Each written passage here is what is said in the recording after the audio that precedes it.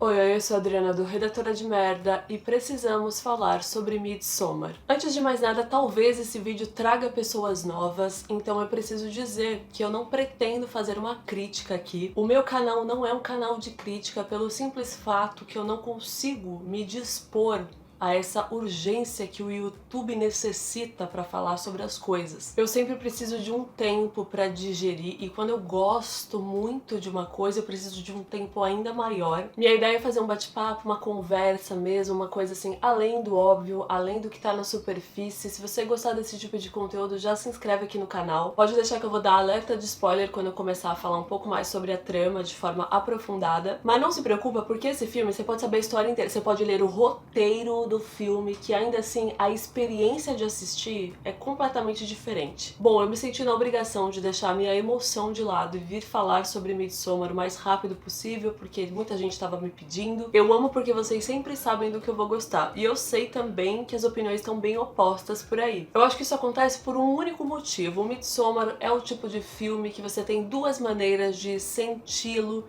de enxergá-lo, racionalmente e sensivelmente. Você pode ter visto muitas opiniões por aí, muitas críticas por aí dizendo que Midsommar é um filme chocante, atordoante, perturbador, lento, cansativo, desesperador, e ele realmente é tudo isso, mas também é um dos filmes mais sensíveis que eu tive a oportunidade de experienciar numa sala de cinema. E eu assumo aqui que eu sou uma pessoa extremamente sensível à arte no geral, obviamente quando eu consigo me conectar e deixar essa ligação fluir. O cinema é muito poderoso para mim pelo simples fato de ter imagem, som e sensação, e eu sou ainda uma pessoa sinestésica, mas isso é assunto para outro momento. Quando eu achei que eu tava pronta para falar sobre Hereditário, que foi um filme traumatizante, atordoante pra mim, e disso você entenda, amei, o Ari Aster me vem com uma bomba na minha cabeça, que é o Midsommar. Longe de mim querer comparar um com o outro, não vou fazer isso, até porque são filmes completamente distintos, opostos, e dá até pra dizer que são tão opostos que eles acabam se alinhando em algumas nuances, principalmente no quesito perturbação mental. Eu olho pra mente do Ari Aster, eu penso assim, credo, que delícia. Ele é completamente insano, né? Hereditário é o primeiro longa-metragem dele, um ano depois vem Midsommar, a gente fala, meu Deus, descansa essa cabeça, meu querido, o que você tá fazendo? Inclusive tem um curta-metragem dele de 2011, chamado The Stranger Things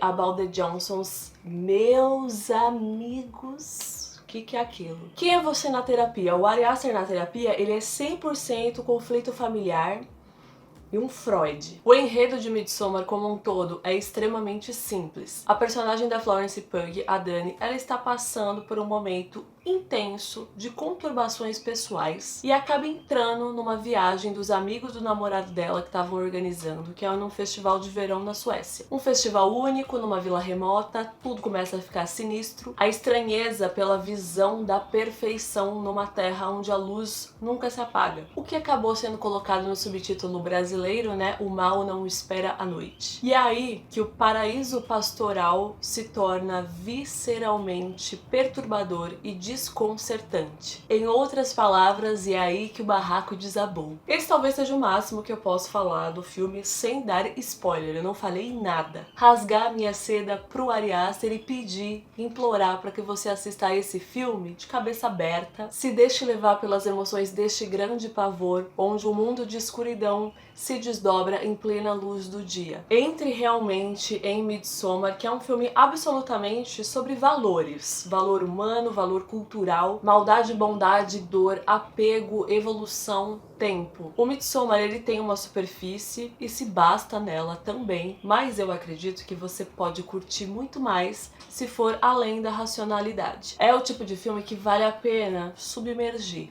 Vale a pena se afundar, nunca mais sair. E deixar muito claro aqui que eu não estou dizendo que você é obrigado a submergir, que você é obrigado a ser sensível, querer explorar outras coisas. Não. Muito menos é obrigado a gostar do filme. Ninguém é obrigado a gostar de nada, mas se gostar, Chega mais, por favor. Tá tudo bem não gostar, discordar das coisas, essa é a grande magia da arte. E bora trocar ideia, conversar um pouco, né, sobre essas opiniões diversas. A partir de agora, tudo que eu for falar, eu considero spoiler, né? Eu sei que tem muita gente que não gosta de saber absolutamente nada. Então, assistam ao filme, quem ainda não assistiu, e depois voltem aqui, por favor. Numa camada superficial, Midsommar é um filme sobre um rolê errado. É uma viagem bizarra num lugar bizarro, com pessoas bizarras que fazem coisas bizarras. Nisso a gente tem um outro ponto bem importante, um ponto-chave de como tudo que é muito diferente a gente considera macabro, considera esquisito. Sempre o julgamento em cima do pensamento cristão sobre outras culturas, práticas e afins. Inclusive foi uma das coisas que eu vi a maior parte das pessoas comentando, que queriam mais explicações sobre o festival, que as coisas fossem mais explicadas, os símbolos, as runas, o porquê disso, o porquê daquilo, focando só nisso, assim, e eu até acho que pode ser um pouco proposital por parte do diretor de manter essa sensação de estranheza, né? Porque é uma coisa estranha ali pros personagens e é estranha também pra gente. O Ari Aster, ele deu uma declaração, ele falou assim, ó, eu fiz muita pesquisa sobre tradições e o folclore suecos. Estudei mitologias nórdicas e usei elementos sobre festivais de verão da Alemanha e Inglaterra. No final, misturei tudo isso à minha imaginação. Que homem, meu Deus. E enfim, todos os costumes e simbologias, e pra mim, né, pelo menos pra mim, eram só detalhes, sabe? Porque toda a intensidade, toda a potência do filme está nas pessoas, no lado humano, que é nisso que ele se aprofunda, chegando ao extremo muitas vezes, principalmente no espectro emocional. Uma especialidade do Ari, né? Nos primeiros minutos de tela, a gente já é derrubado com toda a tragédia da Dani, uma quebra completa de estrutura com o processo do luto, dor e sofrimento, que são praticamente palpáveis de tão brutos. O relacionamento com o namorado, o Chris, aquele boy lixo da porra, que tá capengando, relação abalada, visivelmente tóxica, fadada ali ao fim. É muito nítida a dificuldade de ambos ali, ela se esforça muito mais, enfim, perdeu o sentido. Nisso a gente analisa a trajetória da Dani. A viagem é basicamente uma metáfora perfeita para a jornada interna da personagem. Em meio a toda a instabilidade emocional, ela vai para um lugar que aparenta ser o inverso de tudo aquilo que ela tá vivendo. Da tristeza pra alegria, do frio pro calor, do escuro pro claro. E o luto, a depressão é algo que persegue ela até mesmo ali na viagem, que ela tem várias visões, que ela vê a irmã, vê os pais. A gente percebe a evolução gradual dela, e como toda boa evolução precisa de caos, porque sem caos nada acontece. A Dani foi a própria evolução caótica, né? Florindo em meio a ruínas. Se perder para de fato se encontrar, o processo de destruição para a reconstrução. Ela renasce, isso é muito forte pra mim. Eu terminei o filme chorando, num misto de alegria e choque, ao pensar em tudo que ela passou, tudo que ela precisou passar para conseguir se libertar e florir, literalmente simbolizado no filme. O sorriso final dela é tudo. É a entrega completa àquilo. O Ari Aster comentou que ele estava passando por um término quando escreveu o filme, né, que foi uma das coisas mais pessoais que ele já escreveu, e também que sempre quis fazer algo dentro do gênero de horror rural, né, o horror folclórico, e encontrou uma maneira de unir o filme com a sua separação. Parabéns, meu querido, nem sei o que dizer. Falando em horror rural, é bem nítida a inspiração do diretor pro filme O Homem de Palha, que é um clássico aí do horror rural. Já fiz vídeo, inclusive, com alguns filmes dentro desse subgênero, histórias que trazem elementos relacionados ao desconhecido, lendas folclóricas, rituais pagãos, coisas que são consideradas exóticas para o ocidente cristão. E agora, talvez o ponto assim principal. Vendo Midsommar, é muito interessante analisar como as pessoas se chocam muito mais com o festival em si, né, com os rituais, droga, não sei o que, do que com o sofrimento da Dani. Isso mexe com a minha cabeça que vocês não sabem. Pra mim, é absurdamente mais assustador toda a angústia, a depressão que ela vive. Pensar nesse horror silencioso que vive dentro dela.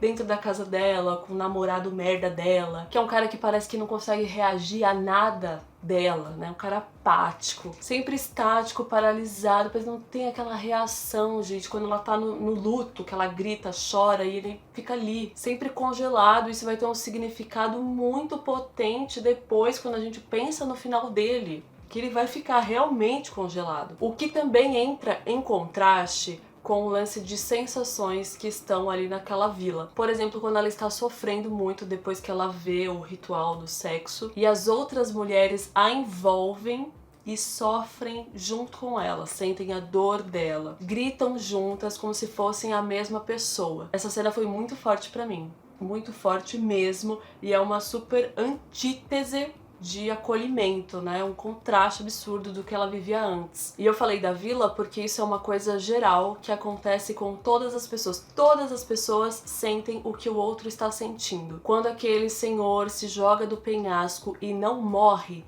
todo mundo que tá ali assistindo começa a gritar porque também sente a dor. Quando existe ali o sexo, todas as pessoas em volta também estão sentindo prazer. Tem uma mulher cuidando de um bebê, tem um monte de mulher em volta dela cuidando também. Quando o templo queima lá, o triangulinho, todo mundo grita. Quando os caras ali dentro começam a sentir dor, todo mundo grita em volta. Esse vínculo todo da comunidade é muito forte, muito visceral. E só pra não perder a linha de raciocínio que eu falei agora de acolhimento, que todo mundo sente as mesmas coisas, é muito interessante ver as reações, a evolução de pertencimento da Dani naquele lugar. E isso é retratado de forma literal, quando ela se vê parte da natureza, de fato, na dança ali pra competição da Rainha de Maio, que de repente ela começa a falar sueco, sem saber. Ai, gente, não tem como não gostar desse filme, sério. Eu amo muito como o primeiro frame, primeira imagem do filme, conta o filme inteiro. Aquele quadro, né, que é uma pintura, vou deixar aí na tela pra vocês, ele simplesmente tem todos os símbolos e acontecimentos chaves de Midsommar. A gente tem a evolução ali, o processo de evolução de fato. A gente começa aqui com a morte, né, a caveira, e aí tem a Dani com os pais e a irmã, e tudo que vai acontecer ali discretamente colocado na pintura até a gente chegar no sol. Midsommar é um filme que fala sobre si o tempo inteiro, por isso que eu até falei do lance de spoiler assim, porque, gente, todos os quadros, todas as pinturas já falam ali o que vai acontecer, já narram o que tá por vir. Então tem cabana, tem pintura, tem tudo. Algo que se repete bastante é o quadro do urso, que aparece no momento de luto da Dani, que tem um quadro de urso, né, no quarto dela. Logo depois a gente vê um urso ali também numa jaula, né? Então aparecem muitos ursos nas pinturas. Tem um momento que o Chris vê um urso pegando fogo e, né, depois quem vai parar dentro de um urso, que vai parar dentro de uma outra cabana, que vai pegar fogo, é ele mesmo. Gente, eu só tenho a agradecer pela oportunidade de ter assistido a esse filme no cinema. É um espetáculo visual. As transições, gente, coisa maravilhosa. Cinematografia, as câmeras são muito audaciosas. Ele brinca demais, ele é pretensioso nisso e ele faz muito bem também. A fotografia é sensacional, tem uma amplitude, é sempre quase tudo colocado na mesma tela. Tipo, ele abre mesmo, assim, todo mundo vai ficar ali. Como também tudo se move muito na tela, então tá acontecendo uma coisa aqui e tem coisas se movendo ao redor. Também quando os personagens se deparam com coisas desconhecidas, então parece que tudo tem muita vida. A natureza se movesse, a natureza tomasse conta, e é isso mesmo que acontece. E pelo fato de ter essa sintonia tão forte com a natureza, é um filme muito feminino também. É absurdo, absoluto. Uma coisa que eu senti em Mãe, do Aronofsky. Grande filme, meu Deus, que saudade. Eu poderia falar horas sobre esse filme, porque ele dá muita conversa e eu acho que é isso que ele precisa, sabe? Ver de novo e ver mais uma vez. Já vi 2 vezes, eu quero ver terceira vez. Reparar daqui, reparar dali, ele é muito rico em detalhes, em simbologias. Pra quem já conhece um pouco, já tem essa bagagem histórica, ou também pra quem de repente ficar interessado, né? Desperta a curiosidade pra você ir atrás disso, pesquisar, enfim, é um filme que se completa também fora das telas, é algo que eu acho maravilhoso. Então tem o sacrifício da águia de sangue, por exemplo, tem o ritual ali das pessoas idosas que é a Tupa, não sei pronunciar. A Rainha de Maio, toda a simbologia por trás do número 9. Definitivamente não é um filme que vai agradar todo mundo e também eu acho que ele não pretende isso. Se você curtiu esse vídeo, compartilha com os amigos, joga pra todo mundo, joga na rede, dá um like. Quero saber tudo, o que vocês acharam do filme, a gente continua conversando nos comentários. Um beijo e até a próxima. Vou deixar 2 indicações de vídeos aqui, porque eu tenho uma playlist no canal chamada Horror como Gênero, onde eu simplesmente vou defender todas as camadas e a potência do gênero de terror. E também tem um vídeo com 10 filmes para conhecer o gênero de folk horror, né? O horror rural, o horror folclórico. Midsommar está mais do que contemplando a gente nesse gênero. Meu Deus do céu, que alegria! Espero que vocês gostem.